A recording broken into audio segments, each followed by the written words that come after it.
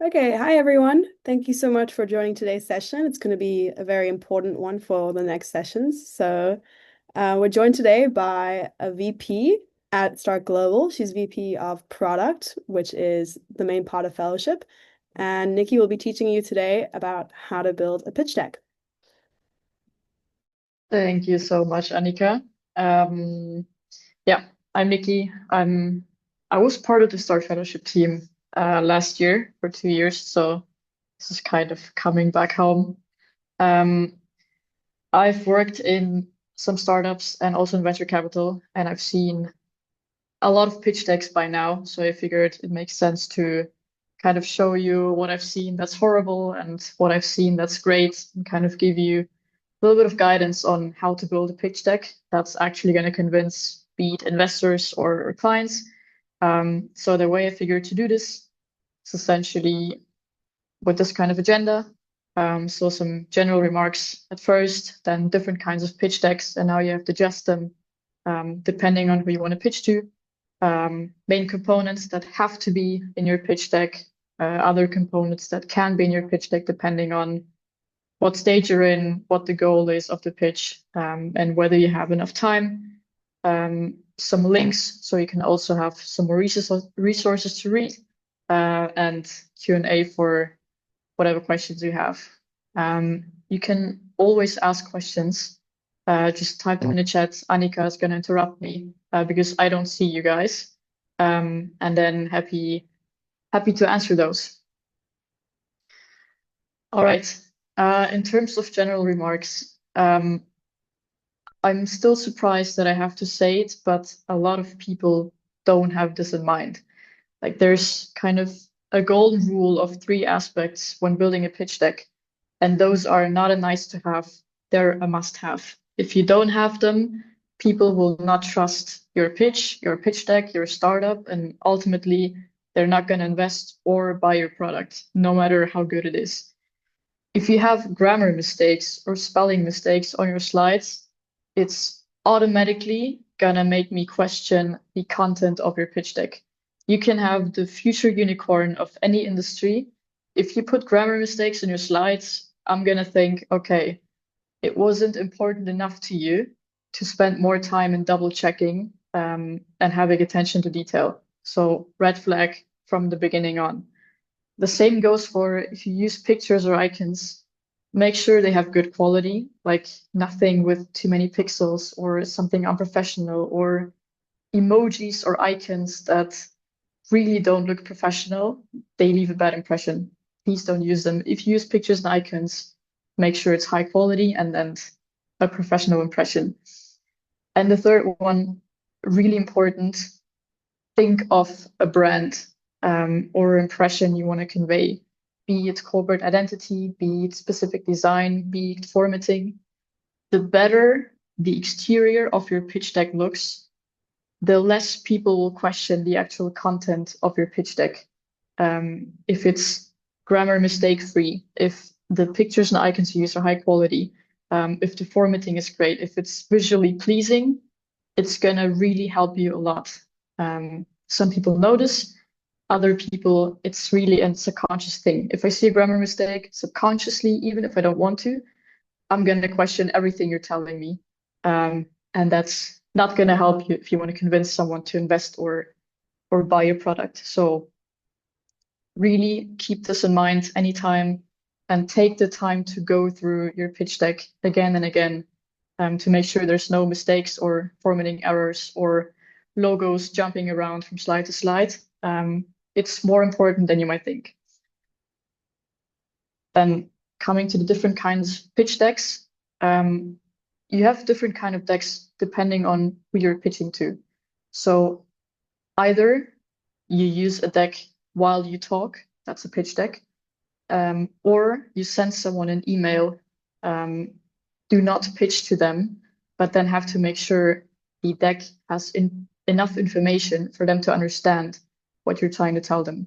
So what I have right now, it's an info deck. There's a lot of text in there, but it's supposed to also give you a benefit if you read through it without me having to walk you through it. A pitch deck, please don't put too much text on it. it's really meant to accompany you. If you put a lot of text on there, people will start reading the text, they will stop listening to you, and you will lose all their attention. It's an automatic thing. If you show me a slide, I will start to read it instead of listening to you. So use pictures, use graphs, use anything you need to support what you're saying, but whatever you're saying should not be written on the pitch deck. Whereas an info deck, you have to kind of put yourself in the shoes of the person reading through the deck, and they have to understand everything without you being there to pitch it to them.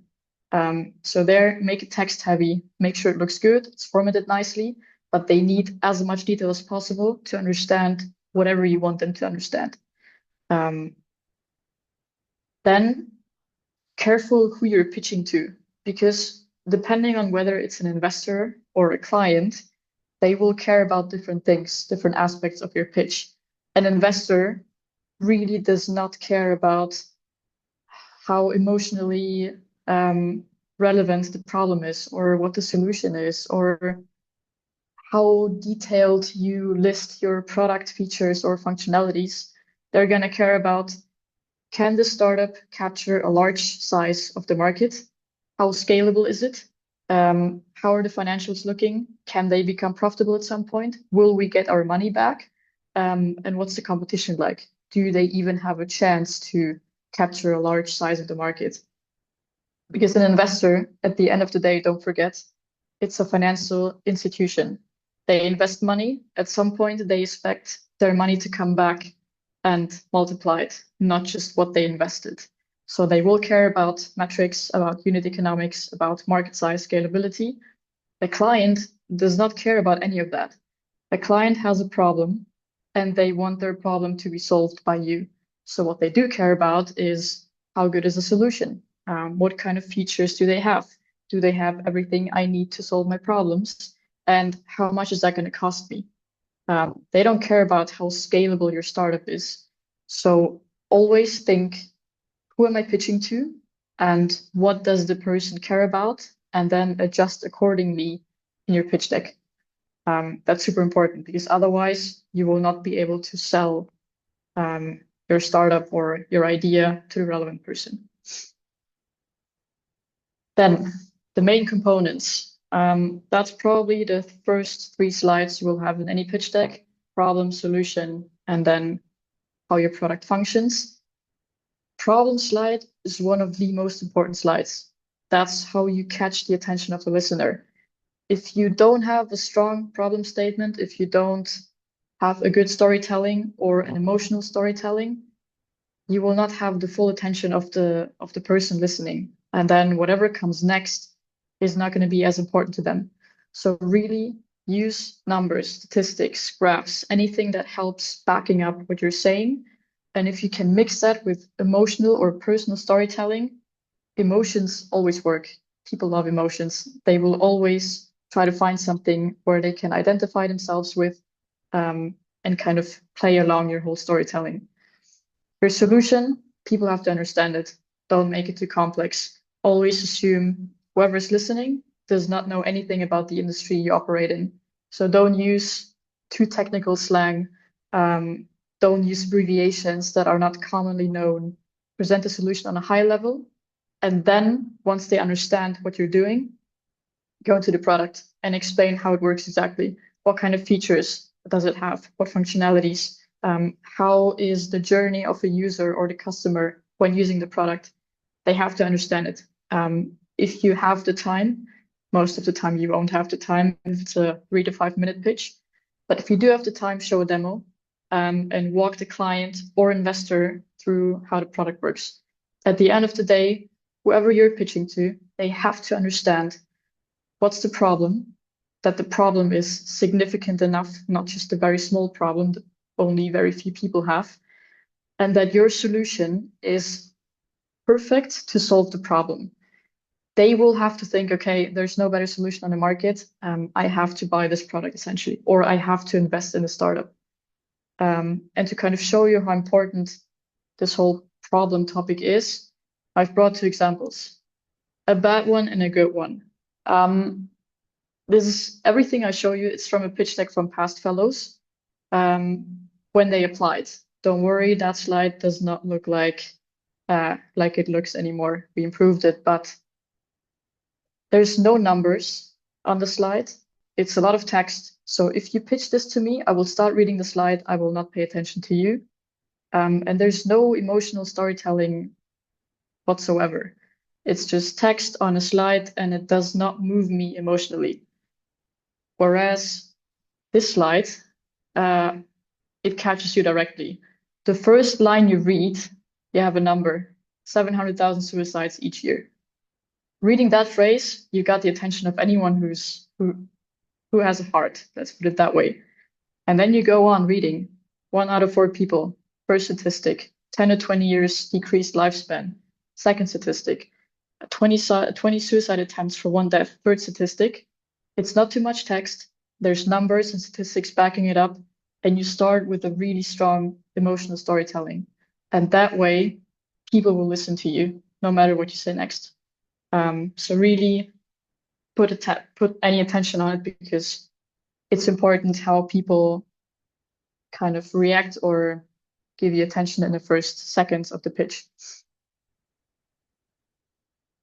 Then you have the market size. It's a 50-50. Some people love it, some people hate it. Most people say it's one of the most unnecessary slides because it's a bullshit slide. People research a number, I just put it on there. The higher the number, the better for them. But they put it on there without questioning where the number is actually coming from. Their market size essentially tells you how big the market is where you're operating, and you divide it into 3 parts. You have the total available market, that's worldwide, the whole industry you're trying to tackle. Then you have serviceable available market. That's kind of the segment within the whole industry that you're targeting. You can also segment it geographically and kind of divide where you're going to start, where you're going to go next, and which segments of the whole industry you will target. And the sum is essentially the size of the market you can capture within the first 3 to 5 years of operations. Something I've seen a lot: do not only include Latin America or Africa in your market size, dream bigger. If you have a good idea or a startup or good startup, chances are high that the solution you're offering, you're building, is not only applicable in Latin or Africa, but in the whole world. So never put only Latin America or Africa as a TAM, put it more. I've seen someone raise a hand. If you want to jump in and ask, feel free.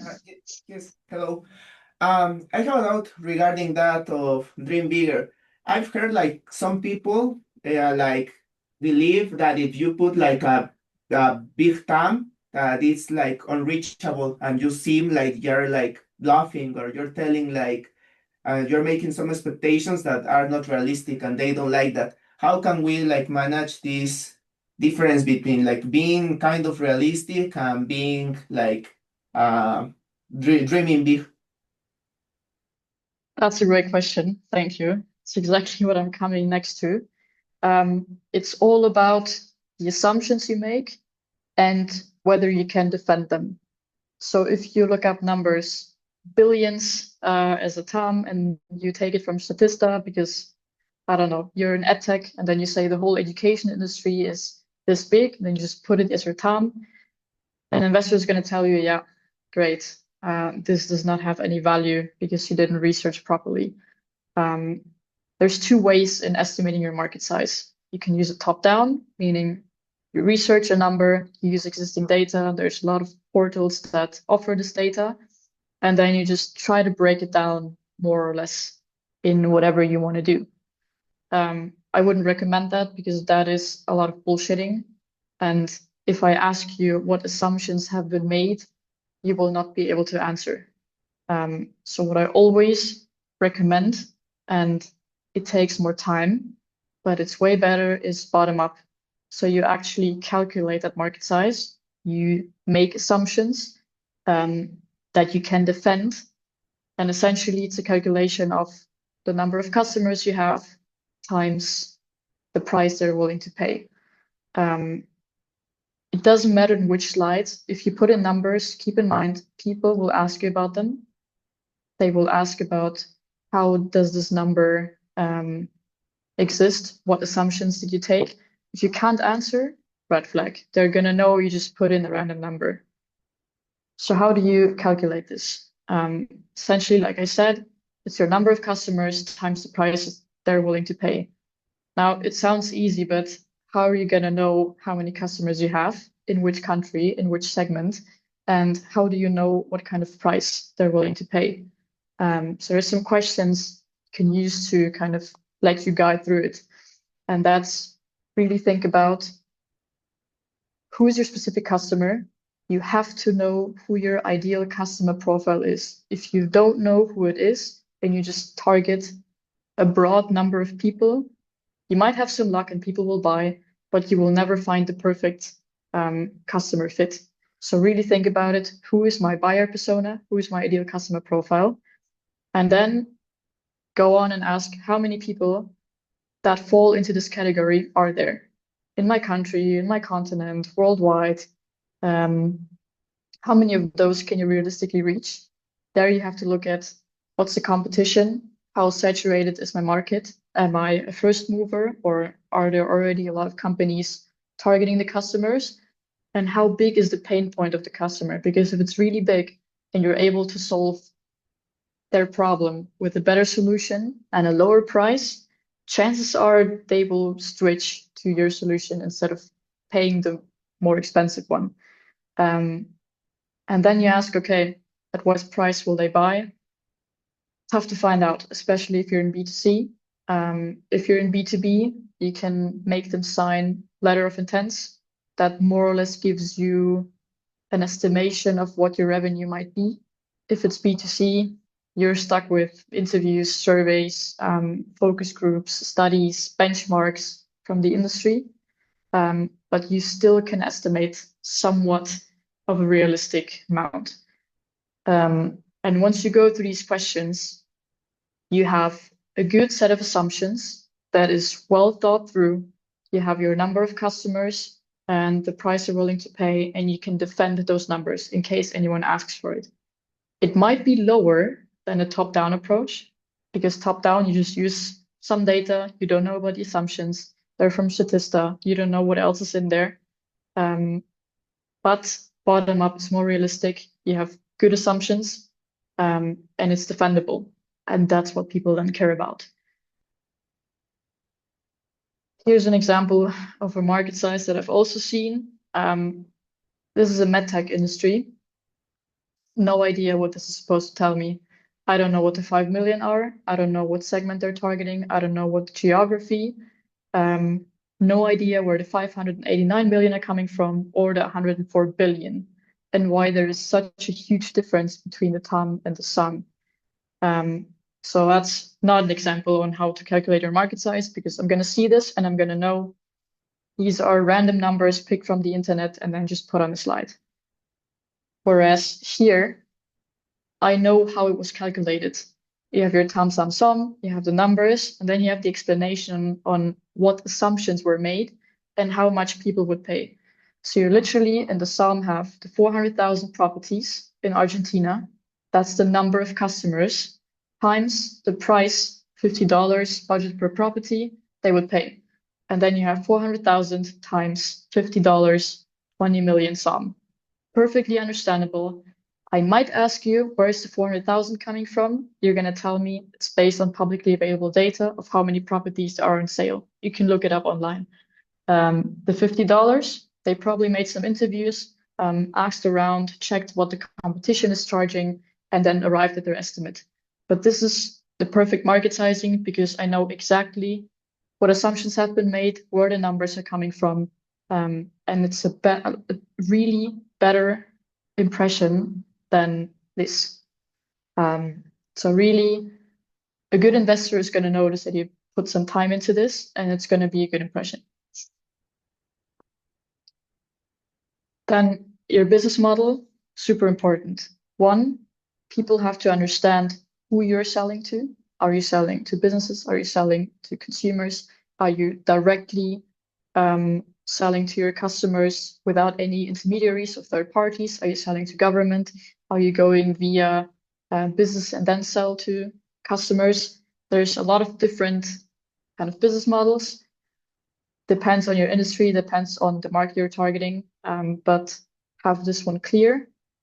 And then once you know who you're selling to, how are you making money? What kind of monetization model are you using? There's a lot of them. I've also linked some additional resources where you can check more business models. There's over 60 of them. Find out which one works best for you. You can also use several, but this is more for an investor. He needs to understand how are you making money, who are you selling to, and what's your go-to-market strategy? How will you start selling to people? Competition, super important slide, but a lot of people screw that one up. Essentially, what people want to know is, what is your unique selling point? Why are you better than your competition? And who is your competition? They want to know that you did your research, that you know who else is in the market. If you say, I don't have competition, that's a red flag.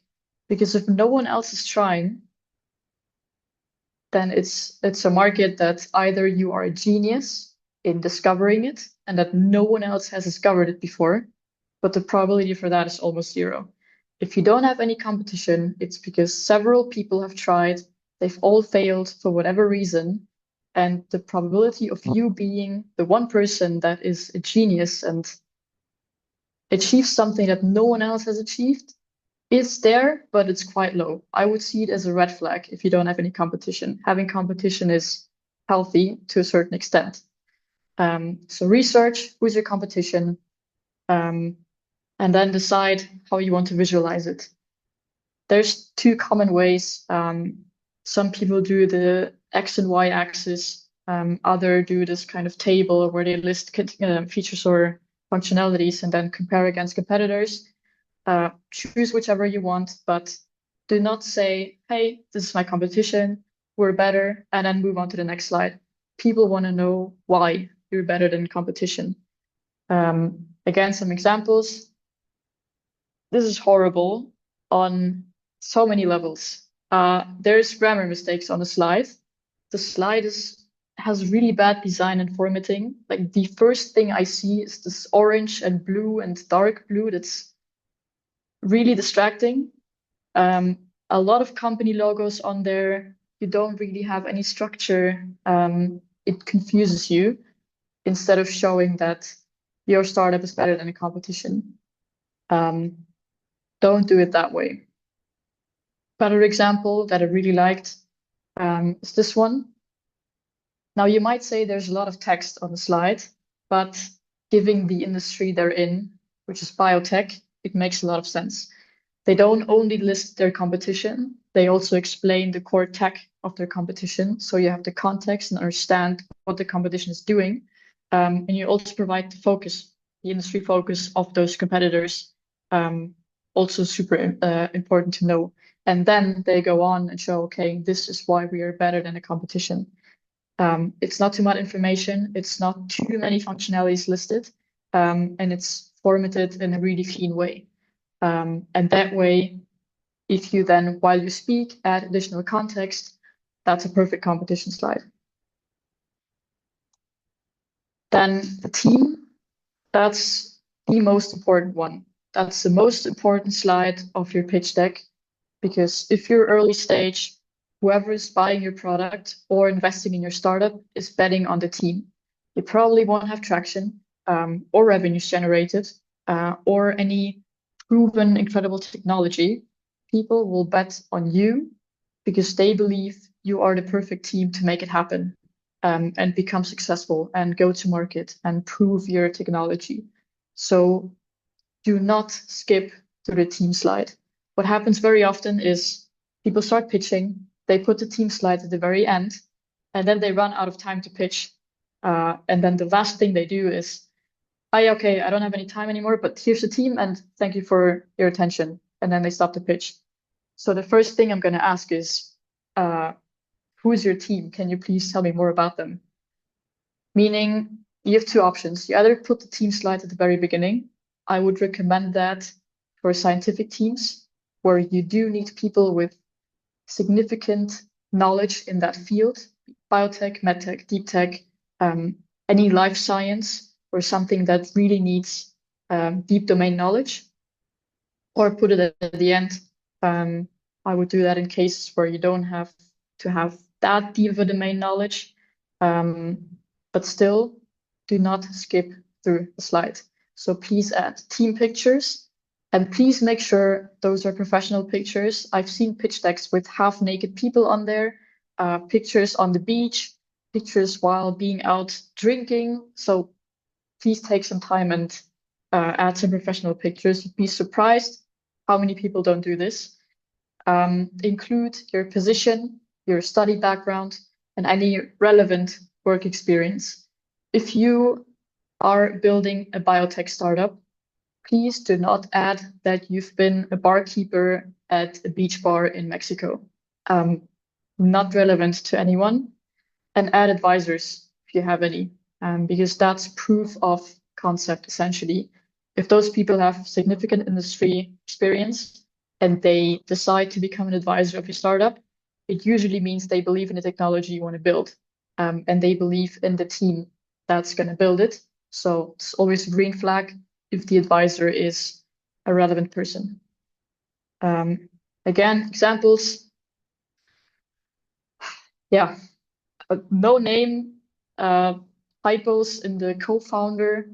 I have no idea who they are, what they're doing, why they are the perfect team to build this. The only thing I know is what industry they're in, which is medtech, because of, well, the pictures and what they're wearing. But it's not helping me at all to be able to make a decision whether I would invest into that startup or not. Whereas that has almost everything I would like to see in a pitch deck. Yeah, professional pictures, you have the position, you have the study background, and you have relevant work experience that they've added. The only thing I don't like is the naming of head of development, head of strategy, head of biotech. Essentially, head of strategy is CEO, head of development might be a CTO or a CPO, and the head of biotech is your CSO, Chief Scientific Officer. I would prefer the C-level naming because they're all co-founders, but I mean, I guess that's personal taste.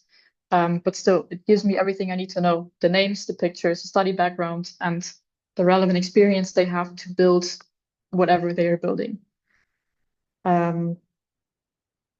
And yeah, that's kind of the main components. Depending on what you want to do, if you want to fundraise, if you have more time to pitch, there's backup slides you can and should use in case any questions come up.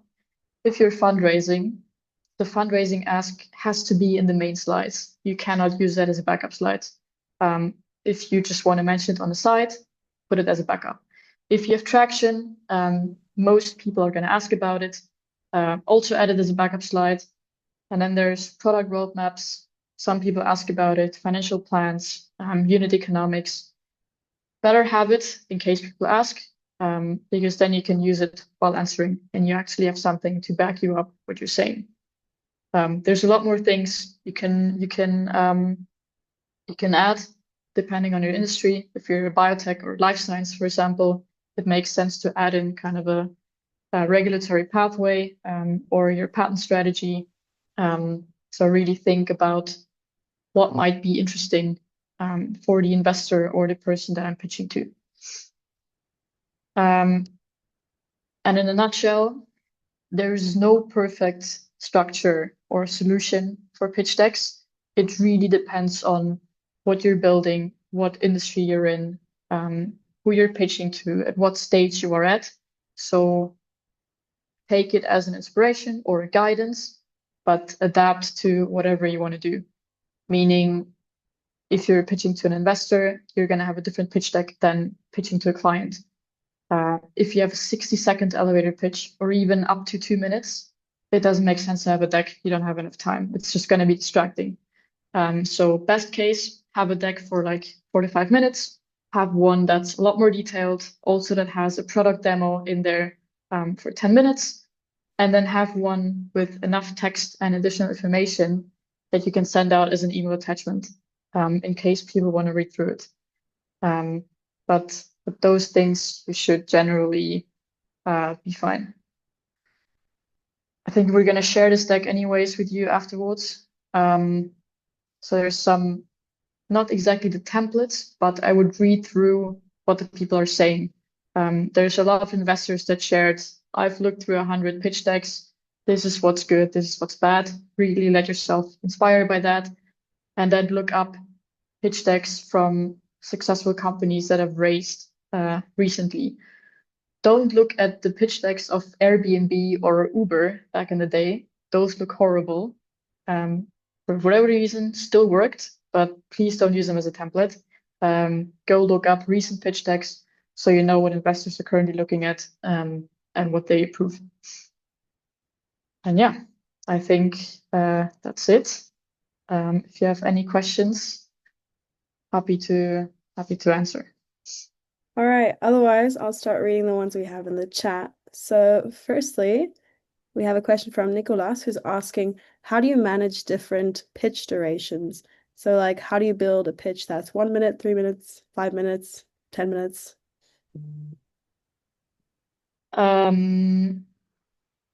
That's tough. Depends if it's 1 minute, don't use a pitch deck, honestly.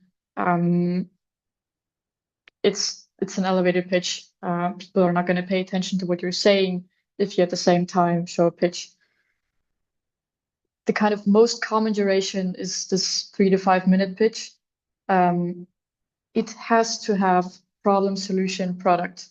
That is a must-have in any pitch deck because people need to understand that your product is the perfect solution to a significant problem. They need to know what your market size is, especially if it's an investor. I would actually go with this. Focus on these 4 topics: market size, scalability, financials, competition. If you're pitching to an investor, and then focus on the other 4: problem, solution, functionalities, pricing, even a product demo if you can, if you want to sell your product.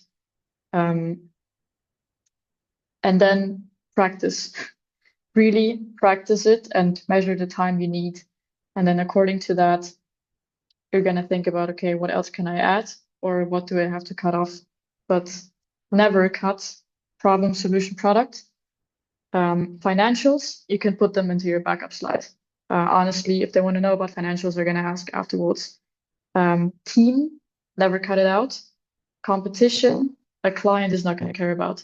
So think about what the people want to hear and focus on that. If you have more time, add things. If not, stick to like the main components. All right. Then we have another question from Yavi. Should a pitch deck for venture capital firms differ from one for angel investors? Ooh, that's interesting. I would say yes, because angels are earlier in the pipeline, meaning the probability that you raise from angels first before you raise from like an institutional firm is higher. And the angel is going to invest while you almost have nothing, meaning no traction, no proof of concept, maybe. They purely trust in the team. So focus on you. Why are you the perfect team to solve the problem? What kind of experience do you have? If you're student founders, which is most likely the case here, get advisors. Get advisors with significant industry experience, because you're not going to be able to argue with experience or significant experience if you're still in university. You won't be able to show 10 years of industry experience, but if you have advisors that do have that experience and trust you and help you, it's an automatic proof of concept. That person that has knowledge on this area is my advisor, trusts me. Hence, it's kind of proving that whatever I'm trying to do is likely to work.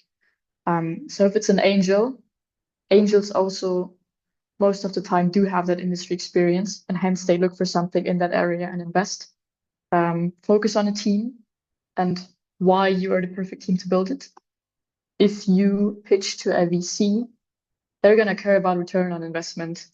That That's their business model. They invest, they want more money out of it after the investment. So they really go to scalability, financials, market size. They want to have billion-dollar companies that can capture a huge size of the market and that they can do it fast. The faster, the better. So yes, I would use different pitch decks.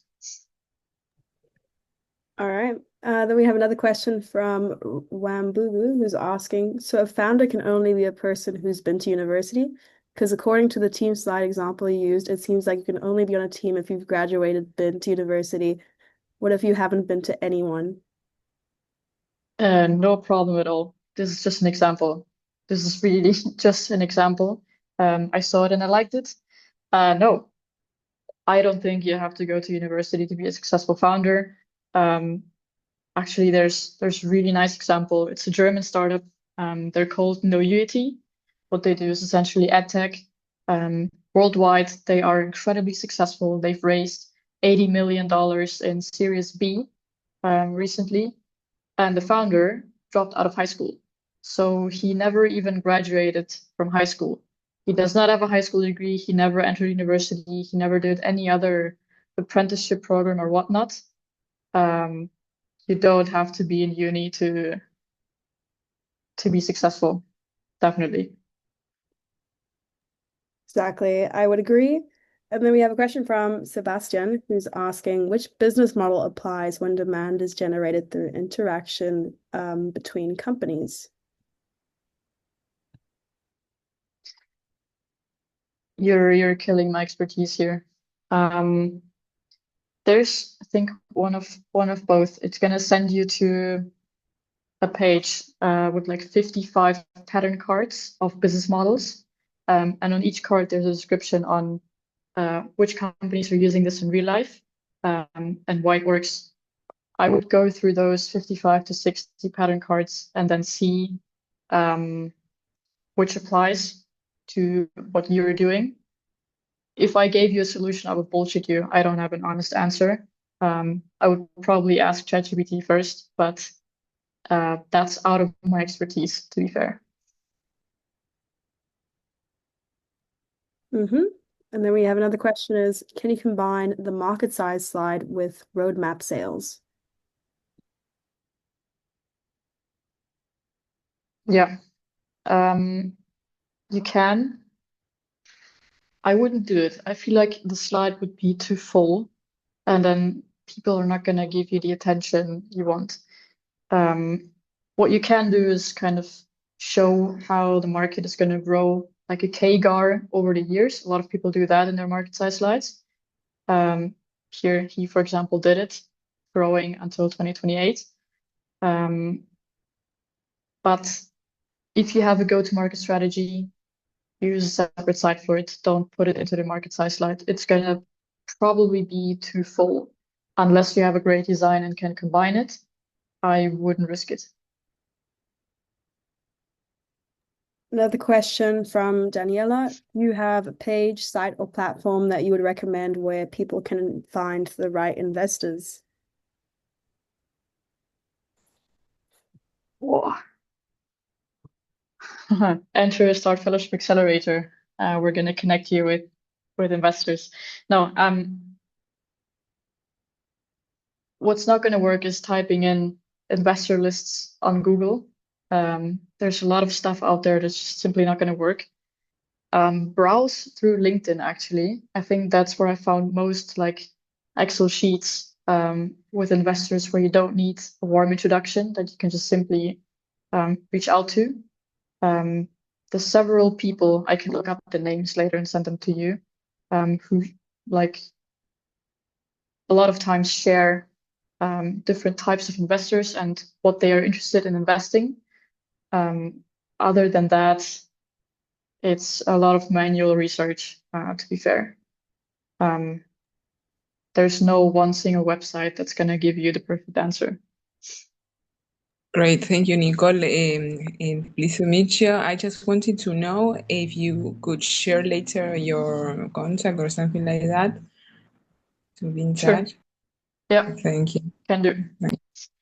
All right, then we have a question from Karina who's asking, should we always put a capital raising slide? And then a follow-up question as well said, speaking of pre-seed, what would be the maximum amounts handled? If you're not raising capital, don't put in a capital raise slide. It's a waste of time. You don't need it. If you're currently raising, definitely, then please include the amount you want to raise, how many months of runway that's going to give you, and what you will use the amount for. A common thing is use a pie chart, and then you say, okay, this percentage goes into product development, this one goes into sales and marketing, this one goes into admin, team hiring, etc. But if you're not looking to raise from someone, don't include it because you're not asking for anything. So the slide doesn't make sense to be in there. In terms of what amounts are handled in pre-seed, depends. What industry are you in? Are you selling B2B or B2C? How big is your market? Is it currently a topic that's being hyped, like AI agents? How good is your competitive advantage? What kind of tech are you using? I need more context. But even if I have the context, I'm not going to be able to give you a number because it really depends on who you are, what tech you're using, who you're selling to, and then who are you trying to raise from? Is it an angel? Is it a VC? Where are you raising? If it's in LATAM or in the US or in Europe, heavily depends. There are industry benchmarks online, but it's really case by case. Yeah. Karina, you're welcome to talk as well if you want to follow up on that question. Otherwise, I'll move to the next one. No, it's okay. I was told when I was in a Swiss program that there was amounts, but you're right. It depends, and all that you told me, I'm gonna search. But I thought there was established something like that in the internet. There's definitely benchmarks. I don't know in which industry you are. I know it for life science. There's definitely ranges and benchmarks for biotech startups that heavily depend on your technology readiness level. And then they benchmark it based on what level you are on. And then the pre-seed amount changes accordingly. So there's definitely benchmarks online, but it's always going to be a range. And then it's going to depend on a lot of individual factors. Okay, thank you, Nicole. Of course. All right, I only see one more question in the chat. We still have about 15 minutes, but I'll ask this one now. So Godspeed Finance is asking, can a short animation or film accompany a pitch deck? Yes, definitely. Definitely. Don't overdo it. I've seen a pitch some time ago. They were accompanied by a video throughout the whole time they were speaking, and that was super distracting. If you're showing a quick product demo when you come to the product slide, that's super cool. Keep in mind, you will lose my attention and I will look at the video. So if you say something, I'm probably not going to listen to that. But to demonstrate, and it doesn't even matter if it's software or hardware, to demonstrate how your product works, the most efficient way is if people can see it in a video. So yes, if you can do it, if you have the time for it, definitely do it. There's no disadvantage to it. But keep in mind, if you keep talking while showing it, people will not listen to you. They will watch the video. And make sure it's not too long or too distracting. All right. We don't have any more questions in the chat, so I'll give you some time to think about more questions. Otherwise, feel free. Oh, okay, now they're coming. Feel free as well to raise your hand. But we have a question from Hella who's asking, what's the most memorable pitch deck that you've seen? I'm biased. I do have my favorites. There's a type of pitch decks that have such a clean design that I'm just amazed. There was a fellow in the past batch. His company is called Loybox. He's from Argentina, and he is a design god.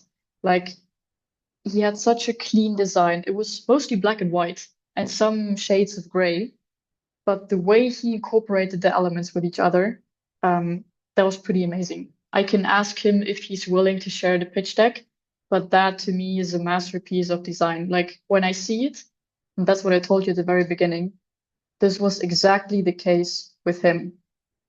The exterior looked so good, I subconsciously stopped questioning the actual content of it. It wasn't even anything extraordinary. It was really color theory. It was just black and white, and then you notice that he knows about design. So there's the one kind of pitch decks where I'm just in love with the design, and I love how people thought about it and put some time into it. And the second one, if I'm really moved by what the startup is doing. So this is actually a startup I worked at for a year. She was also a fellow 2 years ago in the accelerator, and then I joined the startup because I loved it so much what they were doing, which is literally saving lives and improving mental health of people worldwide. The design is also pretty neat. I do like it, but that's the second type of pitch decks that move me. If there's an emotional storytelling behind it, and if you see that the startup is really doing an insane impact worldwide that can improve people's lives. So yeah, those two kinds of pitch decks always stick with me. Mm-hmm. We have a question from Ahmed who's asking, what was the lesson you learned from your first pitch that you presented? Ask me once I have one. So I've worked in startups, but I was never the person pitching. People rather pitch to me, especially when I was working in venture capital. I never did a pitch or a pitch deck unless it was for some university project. But the thing is, the more I now know about how to build a pitch deck, the longer it takes me to actually build one because I'm gonna have 1,000 things running through my head and things I have to keep in mind, and then it kind of stops you from actually starting to build. So ask me again once I actually have to build a pitch deck. Yeah, and I would say for the rest of you, just start from what you've learned for today. You're going to be using it the next couple sessions anyways, so it'll be super useful. We also have a question from Sebastian, which I'll take before I do the hands. So he asked, how can someone improve their communication skills, including public speaking and body language? Do you have any tips for that? Exercising. It's the more often you do it, the more familiar it becomes. I used to be super nervous before any class presentations. Shaky hands, you're sweating, don't really want to do it. You have the feeling you want to vomit. And by now I'm not nervous anymore or scared. I actually enjoy talking in front of people. But it's because I had to do it for a lot of times. And the more often you step out of your comfort zone and force yourself to speak in front of people or just to someone, the more familiar it will become. Honestly, it's a thing of time and preparation. If you're prepared, you're going to be less nervous versus when you have to freestyle or come up with things on the spot. So give it some time and force yourself to talk to people and step out of your comfort zone. There's a lot of TED Talks on it, actually, on YouTube that kind of explain how to improve public speaking. Maybe check out some of those. Yeah. Okay, Daniela, feel free to ask your question. Thanks. I just wanted to know if you did mention, Yeti, and then Noibox for the ones startups you did mention. What was the first one? Loybox I did mention. What was the first one you said? No, Yeti was a German startup. Good. Yeah, actually, I can even put it in the chat.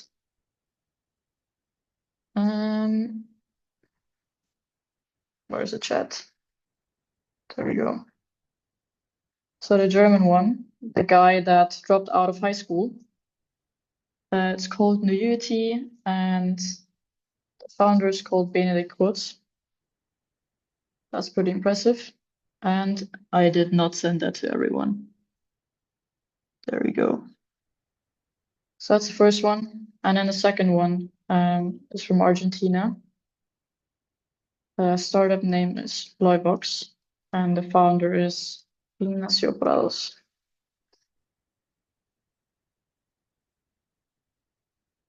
All right. And then Valentina, feel Thank you. free.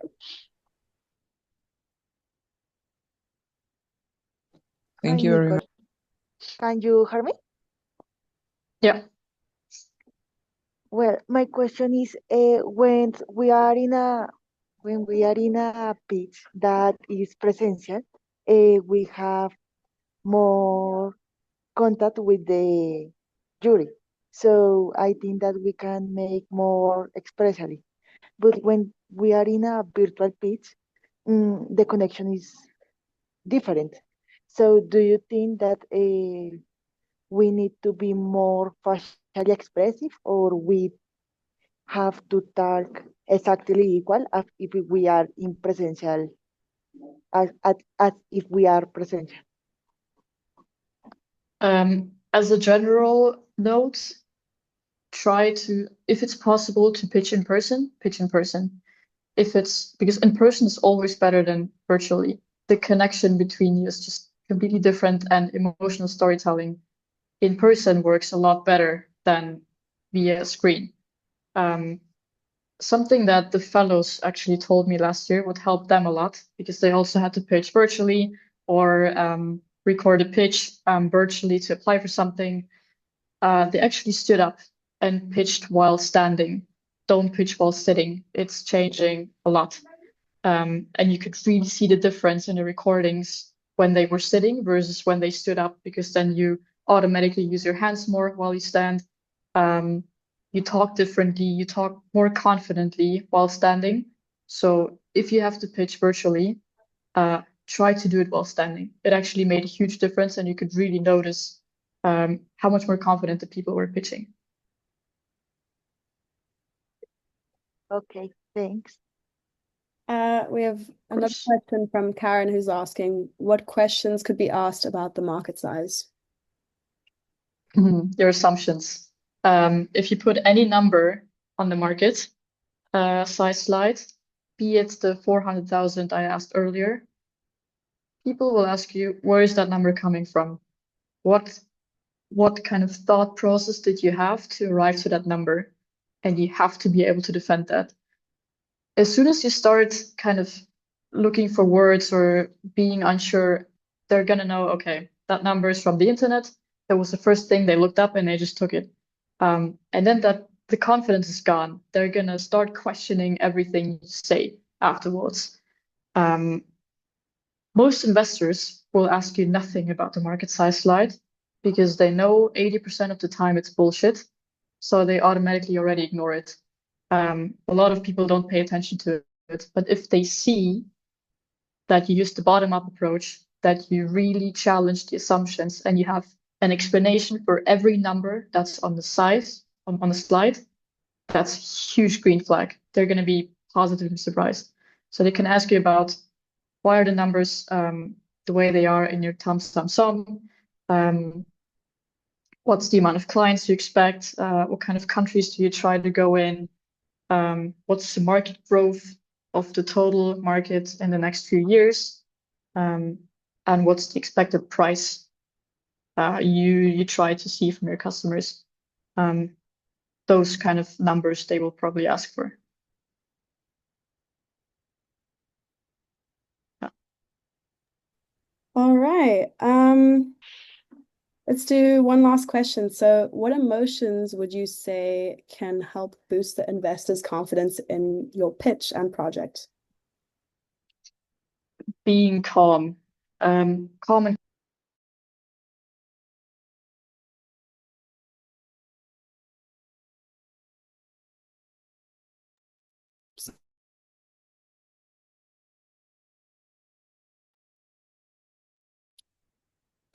Technical difficulties. Otherwise, in the meantime, I'll share my screen for the feedback. All right, can everyone see it?